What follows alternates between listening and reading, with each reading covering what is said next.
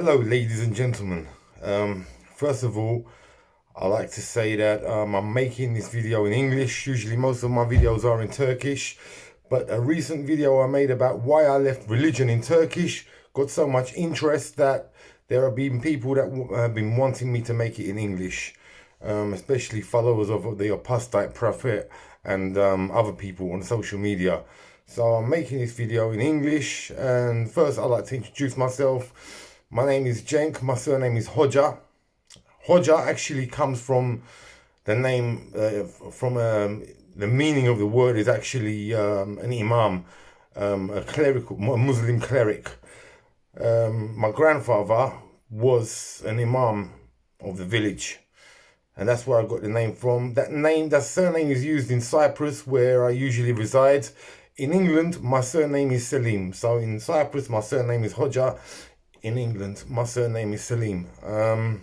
I've been doing YouTube videos for quite a while now. I've been pretty active in the social media scene for over 10 years. I have a large following, so I'm pretty well known, especially around Turkey and especially around the Turks in Germany. I'm actually very well known. Well, let's start. I joined the Tariqat when I was a teenager, around 16 years old or so. After being thrown out of the house by my father, which there was a long story about that. I mean, I used to be abused as a child. I had a very bad upbringing. I needed some place to stay, so I went to my cousin's. He was follower of the Sheikh Nazim Naqshbandi Tariqat, and he introduced me to the Naqshbandi Tariqat. He introduced me to Sheikh Nazim, and from there I stayed in his place in St Anne's Road in Tottenham. He's got a big mosque there with rooms to stay in as well. So I become a member of the Naqshbandi Tariqat.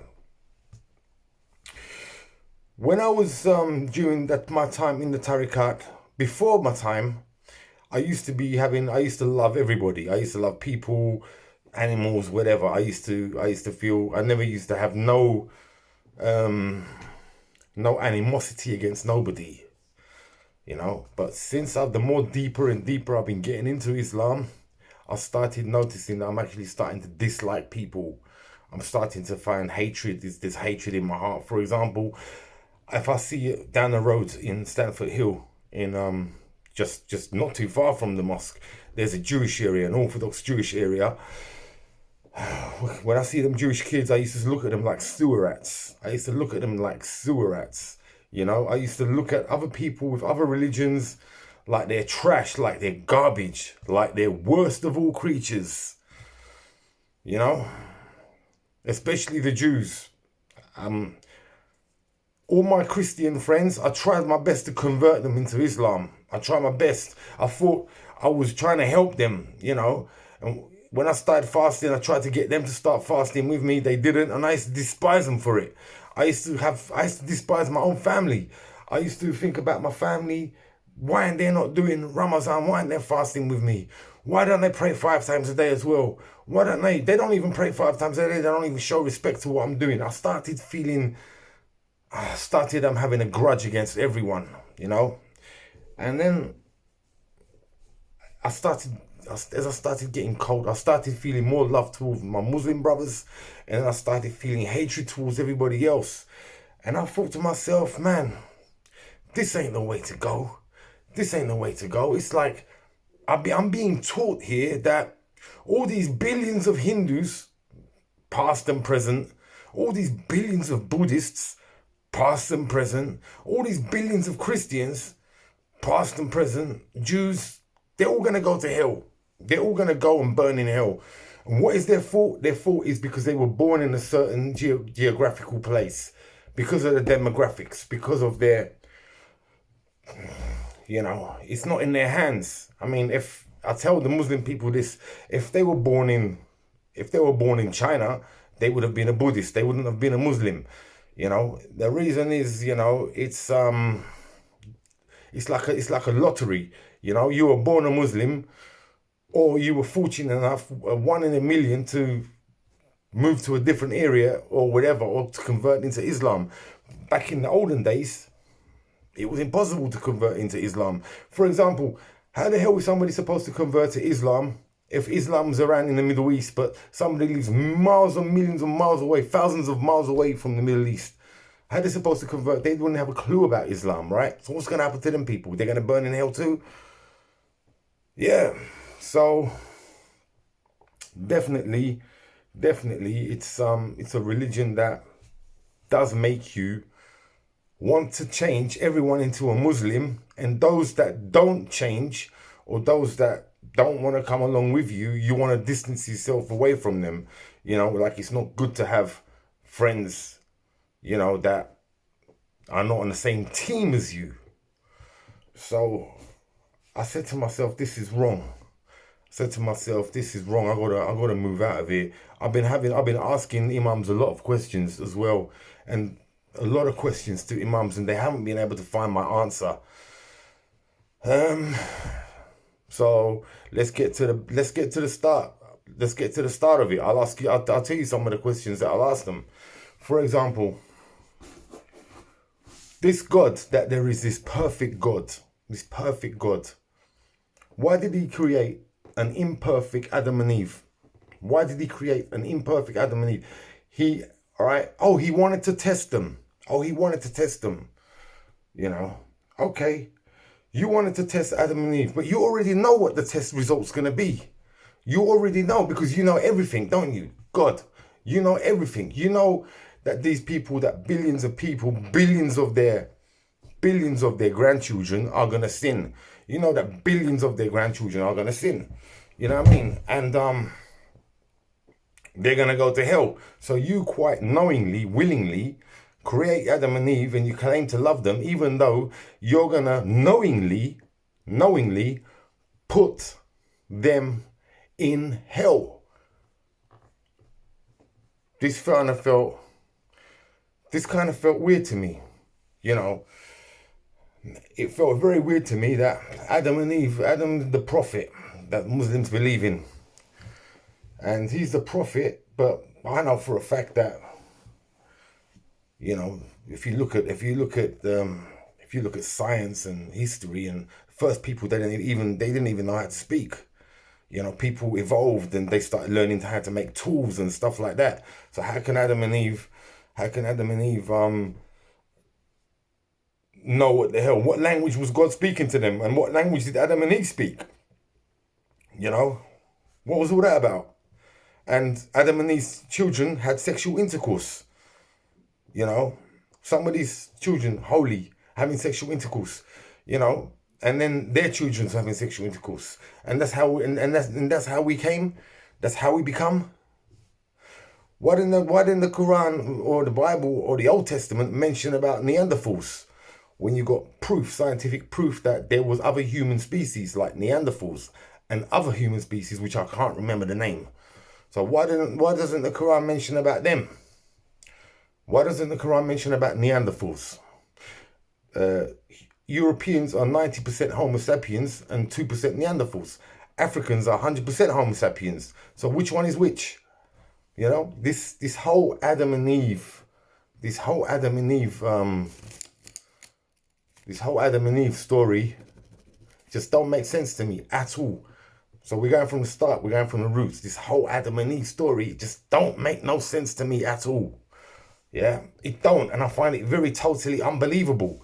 And if I told my kids that, about the story about Adam and Eve, about how, you know, they were tricked by the devil to eat the apple, it just sounds like a Walt Disney film.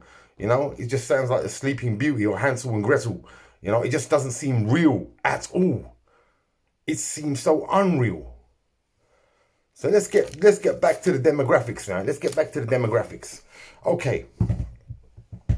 Why is it that heaven and hell come only on the Abrahamic religions? Yeah? Abrahamic religions. And why is it that the Abrahamic religions are based in the Middle East? Now, if you told me, right, that Abraham and Moses, etc., and Jesus, they were scattered in different parts of the continent, all right? And they still came out with the same book, with the same laws, the Old Testament and the New Testament. And the New Testament knew about the Old Testament, then I say to you, yeah, man, that's a miracle. All right? But the fact is, yeah, that the Abrahamic religions come from the same area. So in that same area, they believe in heaven and hell, not reincarnation. When you look at Asia, all right, they believe in reincarnation, Asia and the Far East. For example, Hinduism, yeah, believes in reincarnation, and so do Buddhism. And Buddha rebelled against the Hindus. So Buddha took them beliefs and he added it to his own religion. All right, that's why they believe in reincarnation. When you look at the Indians or the Aborigines or the other people across the other continents, their beliefs are nothing like the beliefs in that small Middle Eastern region. So what does that say? That says, yeah, that the Old Testament was copied and the ideas are taken from the New Testament, and the New Testament's ideas were taken from the Quran. The Quran. That's what it says. That's what it says. If you told me, yeah, that the Old Testament came from a different continent to the New Testament, then I would find it more believable. But the fact is that they both come from a close-knit little Middle Eastern area between Israel and Arabia and whatever.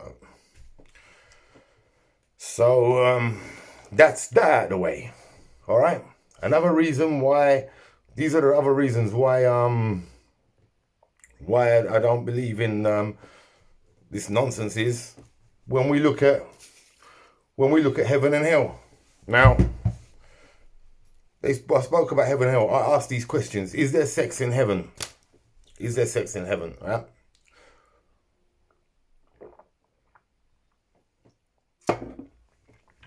The Imam said to me, yes, there is. And these girls are more beautiful than the most beautiful girl in the world. The most beautiful girl in this world, in this planet Earth, is shit next to those beautiful, beautiful angels that you be having sex with. I then asked, is there reproduction in heaven? So you have sex. Sex in this world is for reproduction only. That's why the animals do it, humans do it. All living creatures have sex, yeah? Or, you know, and he said, no, we don't reproduce. So you're basically having sex for fun. Now, whoever came out with that idea, just having sex for fun with no reproduction, that means you must have loved sex a lot, yeah? The same with food. I asked, is there food in heaven? Yeah. But if I don't eat, will I starve? No. So what, I'm just eating for fun? Yeah, you're just eating for fun. Okay, but what foods are there? Whatever food you like. You can have any food you like. So you can have steak.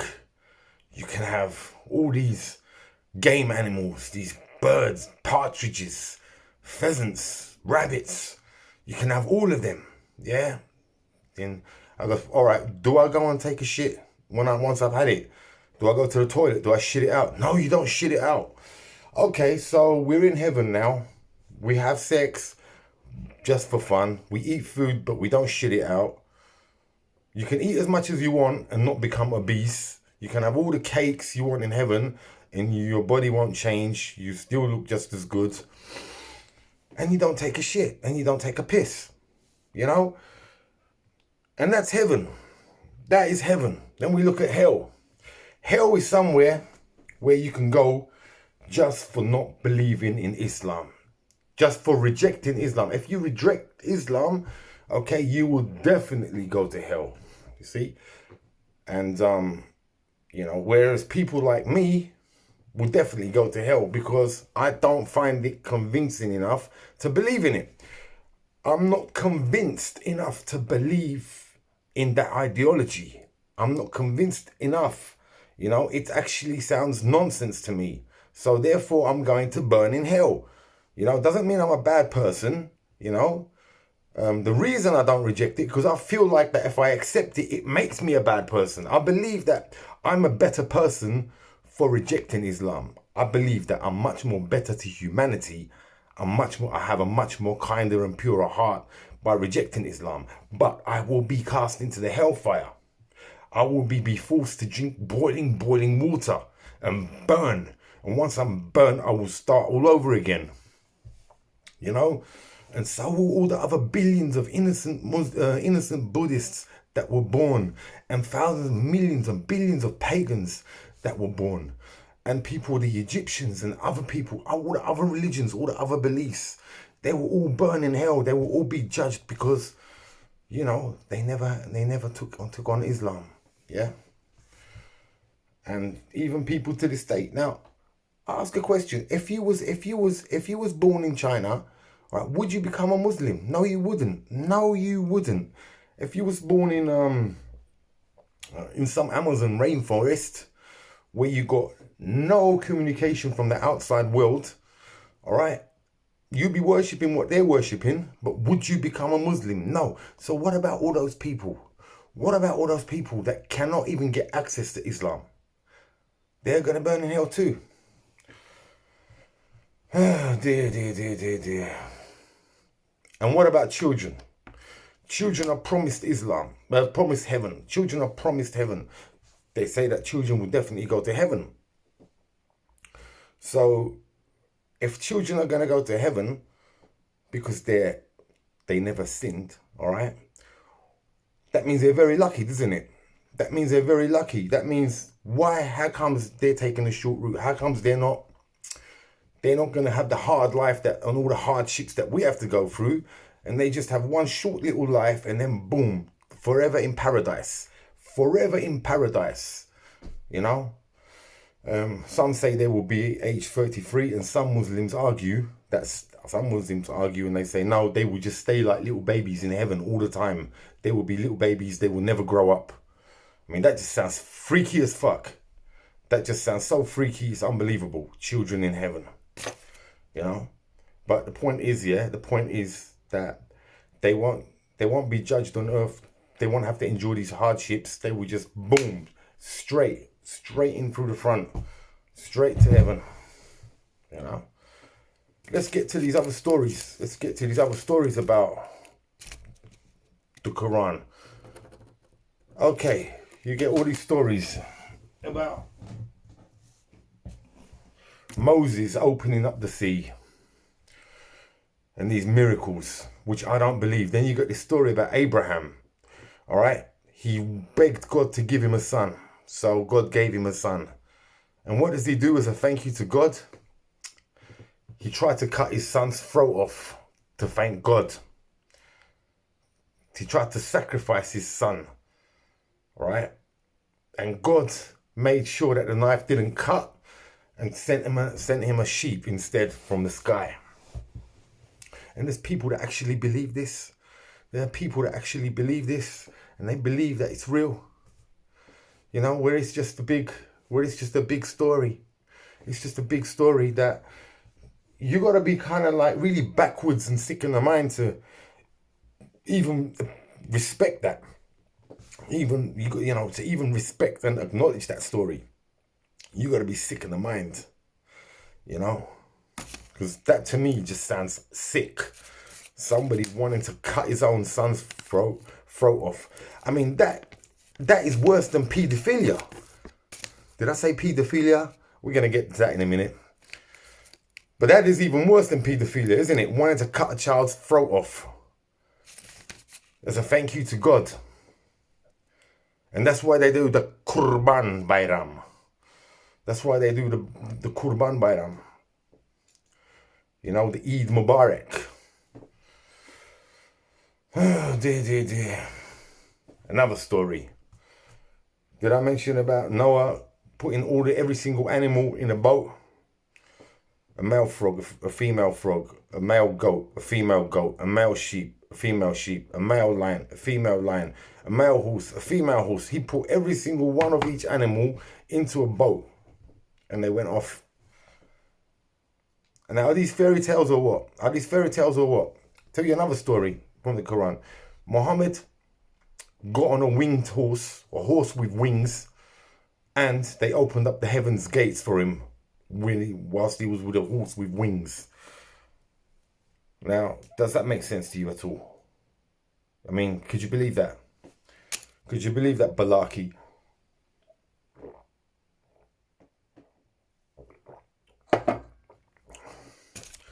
Let's talk about Islam and animals. Dogs. Dogs are looked down in Islam as dirty. Dogs are looked down in Islam as dirty. Why? Because one day, the Prophet Muhammad tried to summon up Angel Gabriel, and Angel Gabriel didn't come, and he come to the conclusion that he didn't come. Angel Gabriel didn't come because there was a dog in the house, and dogs are dirty. So he went and cleared up the whole dogs in the whole neighborhood. That's why Muslims, if you look at a Muslim person, they will never keep a dog in the house because they say it's dirty. And when they look at somebody in disgust, they call him a dog. When they look at some low life, we call them bums or scums or whatever, they'll call them dogs. You know, whereas in in other countries or in other religions, God's dogs are good things because dogs are loyal. Yeah. So in Russia, for example, my Russian friends, you know, they say, yeah, I'm loyal as a dog. But you see, you can't say that in Muslim countries, I'm loyal as a dog, because dogs are looked up as dirty animals. Yeah. Cats, because they're always licking themselves, always cleaning up themselves, they're looked at as holy. Cats are rated a lot higher than dogs in Islam, which, you know, to me is nonsense, man, because a cat is like ungrateful, you know. A cat wouldn't even piss on you even if you was on fire. You know what I'm saying? A cat. But a dog will die for you. A dog will die for you. A dog will give his life for you. A dog will stand all day long and guard your house, will guard you, will go and bring you things and all that kind of stuff. And they look at dogs like it's really a bad animal. All because Muhammad wanted the Angel Gabriel to come, and Angel Gabriel didn't come because apparently there was a dog in the house. They look at the spider like it's some kind of a holy animal. They look at the spider. You should never kill a spider. A spider saved the Prophet in the cave. When a Prophet was when enemies were looking for him, he hid in a cave, and he hid in a cave, and the spider came and made a web. When the spider came and made a web, yeah, the enemy saw that, oh, no one's been here for a while, so let's not bother going in here. So the spider saved Muhammad by making a web. And now you can't kill spiders, even if it's a fucking tarantula that's gonna bite your head off. You know what I mean? You know, shit. I mean, I'm sure if it was real and God intended the spider to protect him, I'm sure that cockroaches would have protected him too. I'm sure that all the animals would have protected him. But to me, it's just fairy tale stories. It's just all fairy tale stories, you know. So let's get to the other part now. Muhammad and his 9 wives. Now, Muhammad's first wife was his boss. He worked for her. She was a very rich woman.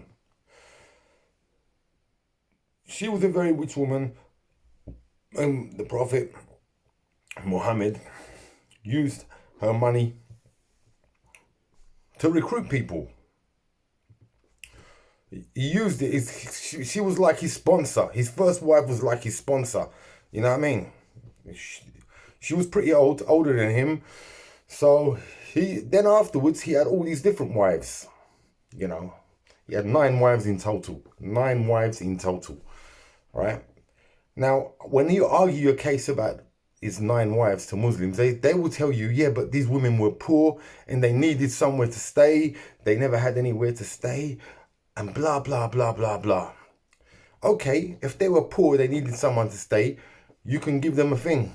You can give them a place to stay, and you can turn them like nuns, like the Christians, like nuns. Just make them into nuns.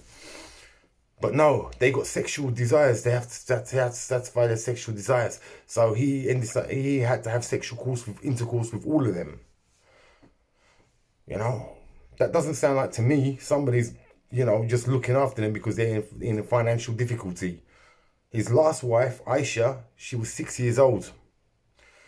Now, it's proven in the book that he consummated his marriage. He consummated his marriage when she turned 9. Now, Muslims will argue against that. They will say, no, she wasn't 9 years old.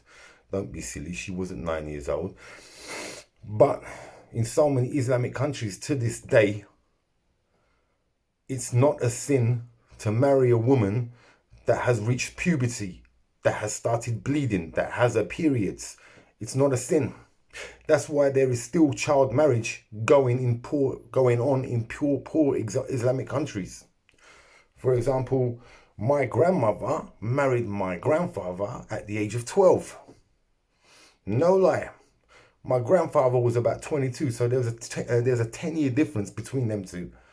All right. My grandfather, mind you, was the Hodja, the Islamic cleric. So what does that tell you? What does that tell you? Back in them days, it was normal. Back now, it's not normal to see a big man marrying a small child. Yeah, it's not normal. But back then, it was normal. So imagine when you go back hundreds of years ago, or 1,000 years ago, you know, I tend to believe that, yeah, he did have sex with a girl that's 9 years old. But as the prophet, as the man of God, he is the one that's supposed to have changed that. He was the one that's supposed to have changed that. But instead, sex with underage girls became even more popular and more common in the Islamic world. And the rights of women have been basically zero. Women had no rights. Only recently in Saudi Arabia, just recently in Saudi Arabia, had women been allowed to drive cars. So what does that tell you? What does that tell you about women and Muhammad and Islam? What does that tell you about women? Even in the Quran, it states somewhere where you can hit your wife. I forgot the what do you call it? I forgot which paragraph it was, which thing it was. But it states where you can actually beat your wife up. You know?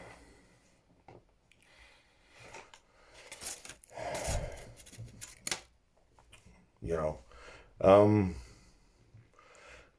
Now let's go to the Muslim countries. Which Islamic country would you actually ideally like to live in? Is there any Muslim country that you'd like to live in? Why is it that Muslims like to come to the West to live? And why is it that the Western people don't want to go to a Muslim country? Why is it that in England, where I'm living right now, they build churches, or they build mosques for Muslims, yeah? Why is it in Arabia, if a Christian goes to Arabia, all right, could a Christian in Arabia build a church? Could a Christian in Arabia build a church? Or in other Muslim countries? You know? Strict Muslim countries. So let's go through what has any Muslim country invented in the last 100 years. In the last 100 years, what has any Muslim country invented? All the mobile phones were done by people that are not Muslim. Television was invented by people that are not Muslim. Cars were invented by people that are not Muslim. Planes were invented by people that are not Muslim. Computers were invented by people that are not Muslim. So everything that's been invented in the last 100 years, have been done by people that are not Muslim. So what has Islam actually contributed to the world when you look at it? When you look at it, what have they contributed to the world? And then when it comes to criticism, this is another thing that I don't like. That, you see, you can argue your case. You could say that, as a Christian, you could say that, or a Christian non-believer, or should I say an atheist? All right, you could say to a Christian, yeah, you know what? I believe that the Virgin Mary wasn't a virgin. I believe that Virgin Mary was a whore in the village. I believe that she had sex with so many people, but she didn't, she claimed that she never. And no Christian's going to want to kill you for that. No Christian will want to kill you for saying that. Yeah. But if you say to a Muslim that I believe that your Prophet Muhammad was a pedophile, they want to cut your head off. They want to kill you. Islam is a religion that cannot take criticism and cannot take people judging them. They cannot take people criticizing them in any way, in any shape or form whatsoever. They just cannot take it. So, but yeah, I can go around and say, yeah, I believe that Jesus was a charlatan. I believe that Jesus wasn't even hung on a cross. I believe that that was a lie. I believe they used the body double, but, and I can say that, and no Christian's going to come and tell me that, oh, you can't say that, you can't say that, oh, we should kill you, but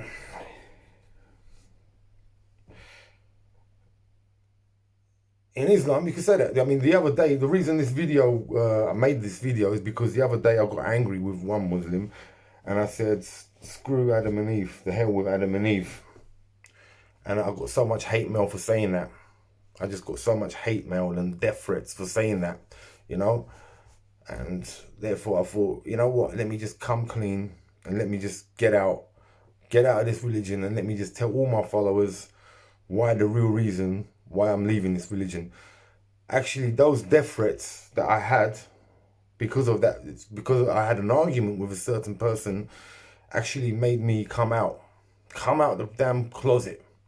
Come out of the closet and come clean. Okay, I don't believe this no more.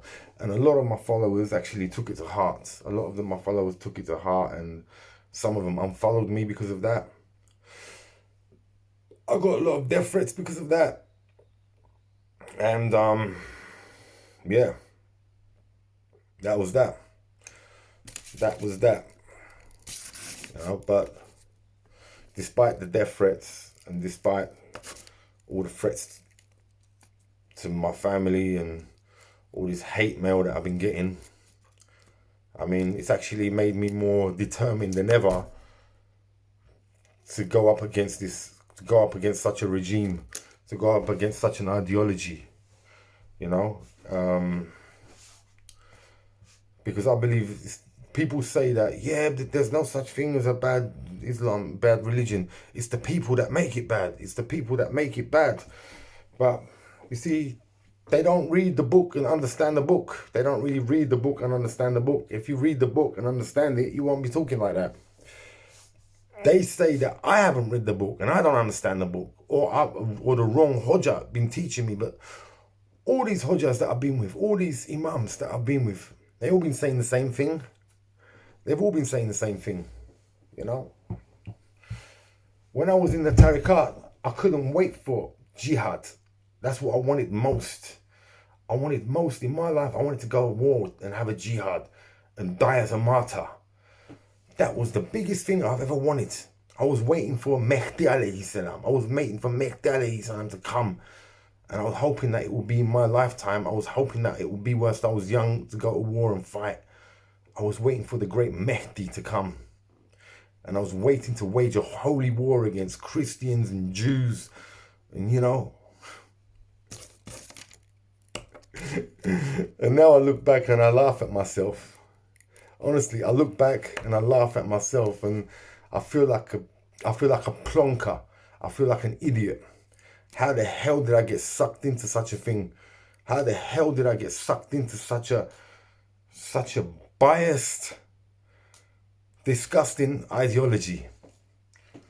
But this is, you see, you can't explain this to a lot of people. You can't explain this to Muslims, because if you explain to them, they don't listen to you and they get aggressive really quickly. They don't like what they're hearing.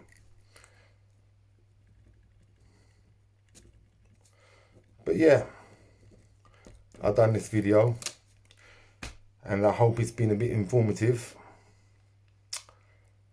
And you guys have a good time. Peace out.